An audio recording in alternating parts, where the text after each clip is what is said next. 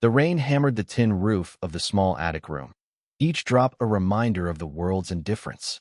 At 91, Samuel Harrow sat hunched over his ancient typewriter, his gnarled fingers trembling as they struck the keys. He wasn't writing for fame. He had given up on that decades ago, but for the stories that burned in his chest, demanding to be told. Samuel's life had been a tapestry of quiet struggles.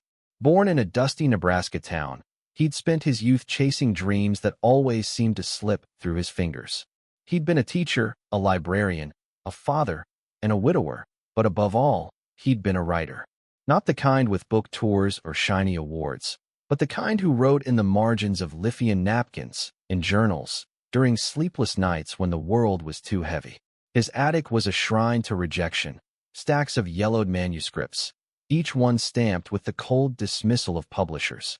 Too old-fashioned, they said. No market for this. At 91, Samuel had heard every excuse. But the stories kept coming, relentless, like the rain outside. Tonight, he was finishing his latest novel, The Lantern's Keeper. It was a tale of a lighthouse keeper in a forgotten coastal town, a man who carried the weight of his past while guiding ships through storms. Samuel poured his soul into ivory regret, every hope, every moment of love lost to time. His daughter, Clara, had been his only reader, her encouragement the sole light in his long, dim career. But Clara was gone now, taken by cancer 2 years prior, and with her went the last tether to his fading optimism. As the final sentence clattered onto the page, Samuel leaned back, his breath shallow. The room felt smaller, the air thick with the weight of his solitude. He didn't know if this book would be any different from the others, but he knew he couldn't stop. Not now. Not ever. He bundled the manuscript, his hands shaking, and prepared to send it to the last publisher on his list, a small press in Chicago that hadn't rejected him yet. The envelope felt like a prayer, fragile and desperate. Days later, the response came. Samuel tore open the letter with hands that betrayed his age. "We regret to inform you." The words blurred as his eyes stung. Another rejection. He sat motionless, the letter crumpling in his fist. For a moment, he considered burning the manuscript, letting the flames consume decades of wasted effort. But something stopped him, a whisper of Clara's voice, soft and certain. "Your stories matter, Dad. Tell them." That night, Samuel made a decision. He wouldn't wait for permission anymore.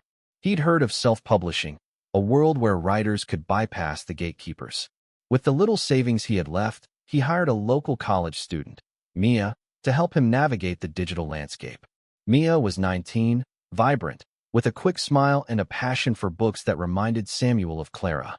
She taught him about ebooks, cover design, and online platforms, her enthusiasm a spark in his weary world. Together, they formatted The Lantern's Keeper, chose a simple cover of a lighthouse against a stormy sky, and uploaded it to his self-publishing site. The first weeks were quiet. A handful of sales, mostly to Mia's friends and a few curious readers. Samuel didn't expect much. He was used to silence. But then, something shifted. A book blogger stumbled across the novel, drawn in by its raw, heartfelt prose. She wrote a glowing review, calling it a timeless story of resilience, written with the soul of someone who has lived 1,000 lives. The review spread, shared across social media by readers who saw their own struggles in the lighthouse keeper's quiet courage. By the end of the month, The Lantern's Keeper was climbing the charts. Samuel, who had never owned a smartphone, stared at Mia's laptop as she showed him the numbers. "You're at number 50 in literary fiction," she said, her eyes wide. Samuel didn't know what that meant, but her excitement was contagious. He felt a flicker of something he hadn't felt in years: hope. Then came the twist Samuel never saw coming. One evening, Mia arrived at his attic with a letter, her face pale. "It's from a reader," she said, handing it to him. The letter was from a woman named Evelyn, who claimed to have known Samuel decades ago. She'd read The Lantern's Keeper and recognized the voice behind it, the voice of a man she'd loved briefly in 1953, before life pulled them apart. Evelyn wrote that the novel had stirred memories she'd buried, and she wanted to meet him. Samuel's heart raced.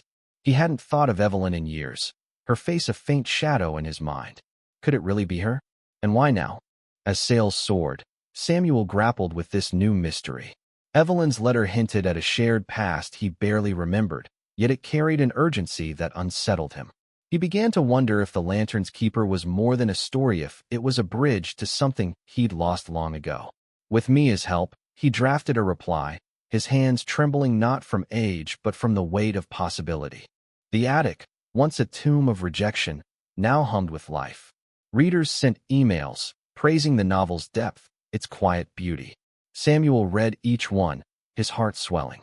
But Evelyn's letter lingered in his thoughts, a question mark in a life that had seemed all but finished. As he prepared to meet her, he felt the stirrings of a new chapter, one he hadn't dared to write.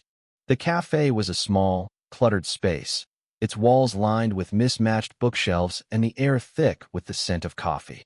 Samuel sat at a corner table, his hands folded tightly to hide their tremor. Evelyn was due any moment, and the weight of her letter, its words both familiar and foreign, pressed against his chest like a stone. He'd spent the past week rereading The Lantern's Keeper, searching for clues to what Evelyn saw in it. The novel was fiction, but every writer knows the truth bleeds into the pages. Had he woven her into the story without realizing it? The lighthouse keeper's lost love, a woman who vanished into the fog, felt suddenly too real. Samuel's memories of 1953 were Hasia's summer of fleeting romance before Evelyn moved away, her letters dwindling until they stopped. He'd been too young, too proud to chase her. Now, at 91, he wondered if that was his greatest regret. Mia sat across from him, her laptop open, tracking the novel's meteoric rise. The Lantern's Keeper had broken into the top 10 on the bestseller list, a feat Samuel still couldn't grasp. "You're a phenomenon," Mia said, her grin wide. "There's even a fan group on social media now." Samuel smiled faintly, but his eyes kept darting to the door. Fame was a strange, distant thing. Evelyn was immediate, tangible, a ghost from a life he'd almost forgotten. When Evelyn walked in, time seemed to collapse. She was 88, her hair a soft white, her posture slightly stooped, but her eyes sharp and searching. Samuel stood, his cane wobbling, and for a moment, they just stared. "Samuel Harrow," she said, her voice a mix of wonder and sorrow. "You haven't changed a bit." It was a lie, but it felt kind. They sat, and the conversation began haltingly, each word a step across a fragile bridge. Evelyn explained she'd found his book by chance, browsing an online bookstore. The title had caught her eye, but the story had gripped her heart. "It felt like you were writing about us," she said, her fingers tracing the rim of her coffee cup. "The keeper, the woman he lost, it was like reading our summer." Samuel's throat tightened. He didn't know how to respond. The novel wasn't about her, not consciously, but now he wasn't so sure. As they talked, Mia excused herself, sensing the weight of the moment. Evelyn shared her life after 1953, a marriage that ended in divorce, a daughter who now lived abroad, a career as a nurse that had filled her days but not her heart. "I never stopped thinking about you," she admitted, her voice barely above a whisper. "When I read your book, I felt like you were calling me back." Samuel wanted to tell her he hadn't meant to, that it was just a story, but the words wouldn't come. Instead, he felt a warmth he hadn't known since Clara's death. The conversation turned to the novel's success. Evelyn had spread the word, telling friends, book clubs, even a local radio station. Her enthusiasm had helped fuel the book's rise, a fact that both humbled and unnerved Samuel. He wasn't used to owing anyone anything, not after a lifetime of solitude. But Evelyn wasn't just anyone, she was a piece of his past, now tangled in his present. Then came the twist that shook him. Evelyn pulled out a small, worn notebook from her bag. "I kept this," she said, sliding it across the table. It was a journal from 1953, filled with her handwriting poems, sketches, and letters she'd never sent to him. One page described a night they'd spent stargazing, a memory Samuel had buried so deep he'd convinced himself it was fiction. The lighthouse keeper's love story wasn't invented. It was theirs, refracted through time and grief. Samuel's hands shook as he read her words. "I thought I'd made it all up," he murmured. Evelyn smiled, her eyes glistening. "You didn't make it up. You just forgot." For the first time in years, Samuel felt the weight of his own story, not the one he'd written, but the one he'd lived. As they parted, Evelyn promised to stay in touch. Samuel returned to his attic, the journal clutched to his chest. The world was buzzing about The Lantern's Keeper, but for Samuel, the real story was unfolding now. He began to write again, not a novel, but letters to Evelyn, words he wished he'd written decades ago. Mia, ever his guide, helped him send them, her own life now woven into his. The success of the book brought invitations, interviews, book signings, even a small award. Samuel attended a few, always with Mia by his side, her energy balancing his quiet reserve. But his thoughts kept drifting to Evelyn, to the notebook, to the life he might have had. The attic, once a place of defeat, now felt like a sanctuary, a place where stories his and others could come alive. The spotlight was unforgiving, casting harsh shadows across Samuel's lined face as he stood at the podium. The bookstore was packed, readers clutching copies of The Lantern's Keeper, their eyes fixed on the 91-year-old man who'd become an overnight sensation. He cleared his throat, the sound frail against the hum of anticipation, and began to read. Samuel wasn't used to crowds. Decades of rejection had taught him to expect empty rooms, not standing ovations. But here he was, in a Chicago bookstore, his voice carrying the weight of a lifetime. He read a passage about the lighthouse keeper facing a storm, his words slow but steady, each one laced with the ache of lived experience. The audience leaned in, some wiping tears, others nodding as if they'd found a piece of themselves in his story. Mia stood at the back, her phone recording, her smile a beacon in the sea of faces. After the reading, people lined up for signatures. Samuel's hand cramped, but he signed each book, listening to readers share how his novel had touched them. A young man spoke of losing his father. A woman described finding hope after a divorce. Samuel nodded, his heart heavy with their stories. He wasn't just a writer anymore, was a mirror, reflecting the pain and resilience of strangers. But the night took an unexpected turn. As the crowd thinned, a man approached, his suit crisp and his demeanor sharp. "Mr. Harrow, I'm David Klein, a literary agent," he said, extending a card. "Your book is extraordinary. I'd like to represent you." Samuel blinked, the words slow to register. An agent? Now, after all these years? He glanced at Mia, who raised an eyebrow, her expression a mix of excitement and caution. David wasn't alone. Publishers who had once rejected Samuel were now circling, offering contracts, advances, even film deals. The irony wasn't lost on him. The Lantern's Keeper had succeeded without them, built on the faith of readers and the persistence of a 91-year-old man who refused to quit. But David's offer stirred something in Samuel, a flicker of ambition he thought had died long ago. Could he write another book? Did he have it in him? That night, Samuel sat with Evelyn's journal, its pages a map to a past he was still piecing together. Her words were vivid, painting a summer of stolen glances and whispered promises. He remembered more now, the way her laugh carried on the wind, the way her hand fit in his.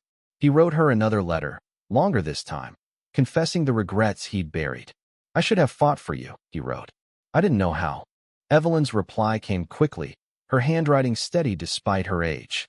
She was coming to Chicago for his next reading, she said, and she wanted to talk not just about the past, but about what came next.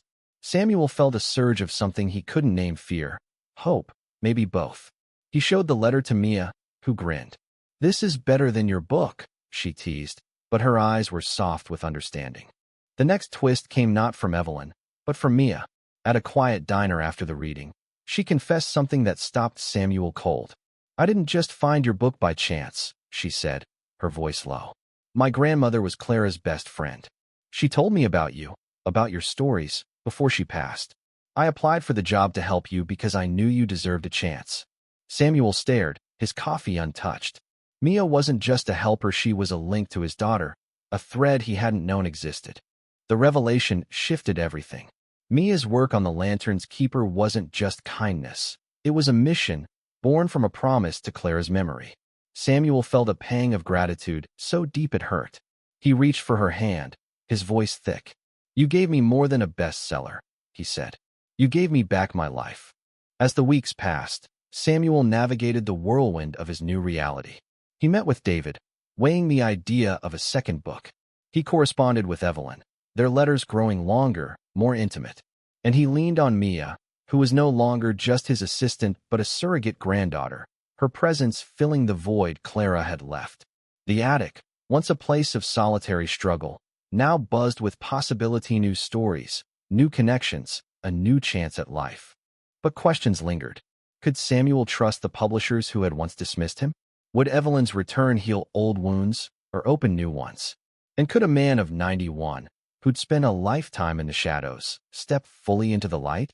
The Chicago skyline glittered through the bookstore window, a constellation of lights against the autumn dusk. Samuel stood at the podium again, but this time, Evelyn was in the front row, her eyes locked on his. At 91, he felt like a young man again, his heart racing as he read from The Lantern's Keeper, the words carrying new meaning with her there. The past months had been a blur. The Lantern's Keeper had hit #1 on the bestseller list, a milestone Samuel still couldn't fathom. Readers sent letters, some calling him a voice for the forgotten, others thanking him for showing that it's never too late to chase a dream. He'd signed with David, the literary agent, but on his terms, no compromises, no rush. The second book was already taking shape in his mind, a story about second chances, inspired by Evelyn's return. Evelyn had become a constant in his life. They met weekly, sometimes at the cafe, sometimes in his attic, where they pored over her journal and his manuscripts. She shared stories of her own nights spent nursing wounded soldiers, days raising a daughter alone. Samuel listened, marveling at her strength, her quiet fire. Their letters had grown into a shared language, a way to reclaim the years they'd lost.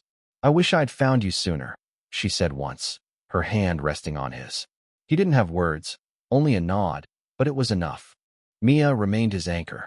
Her revelation about her grandmother had deepened their bond, and she now managed his schedule, his fan mail, even his fledgling social media presence. She'd started writing herself, inspired by Samuel's persistence, and he read her drafts with the same care he'd once given Clara's stories.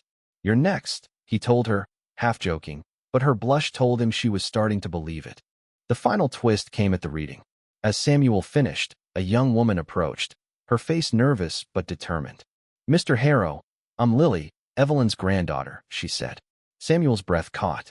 Evelyn hadn't mentioned her granddaughter was in Chicago. Lily explained she'd read The Lantern's Keeper and seen her grandmother's story in of love, the loss, the longing. "I came to thank you," she said, her voice breaking. "You brought her back to herself." Evelyn joined them, her eyes wet. "I didn't know she was coming," she admitted, pulling Lily into a hug. The three of them talked late into the night, Lily sharing stories of her mother, Evelyn's daughter, who'd inherited her grandmother's spirit but not her luck. Samuel saw Clara in Lily's eyes, a reminder that family isn't just blood, it's the people who carry your stories forward. As the bookstore emptied, Samuel felt a clarity he hadn't known in years. The rejections, the decades of doubt, had led him here to a room full of people who saw him, to Evelyn's hand in his, to Mia's proud smile, to Lily's gratitude. He wasn't just a writer. He was a keeper of lanterns, guiding others through their storms. The next morning, Samuel sat in his attic, a blank page in his typewriter. The second book was no longer just an idea, it was a necessity. He typed the first sentence, his fingers steady despite his age. At the edge of the world, a man learned to begin again.